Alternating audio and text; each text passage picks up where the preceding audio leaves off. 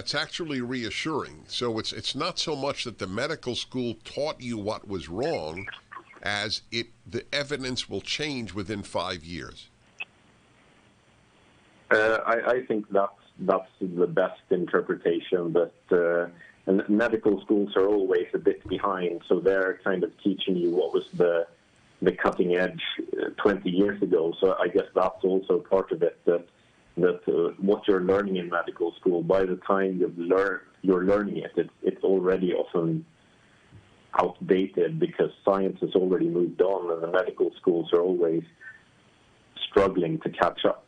All right, I buy that, and that's the positive side. What about the negative side? How often medical authorities have been wrong on major issues? And of course, I'm specifically referring to the response outside of Sweden. We'll talk about the Swedish response momentarily. How do you account for that, the medical authorities' responses around the world that you believe were in error?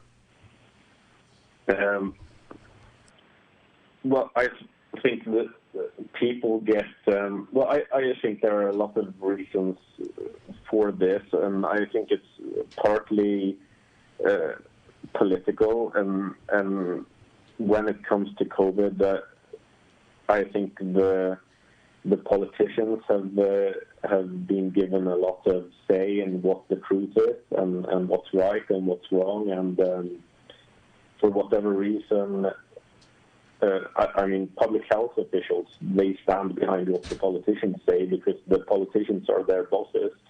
But when it comes to COVID, doctors and scientists on the ground have also largely gone with this official paradigm, and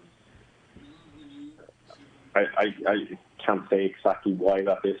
I mean, most doctors don't look at the science directly. Most doctors don't have time to sit and pore over studies.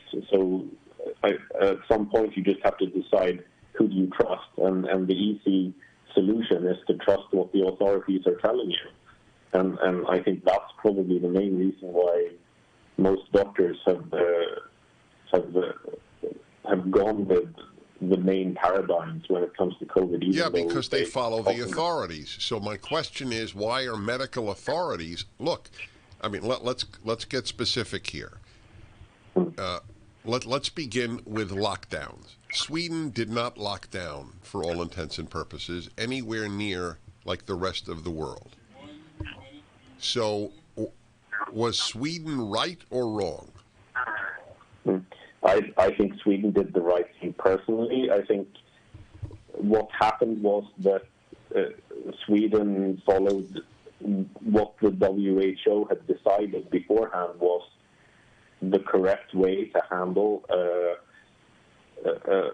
respiratory viral pandemic. All right, hold on one moment, Dr. Rushworth. In Sweden, I have to take a break for an American commercial.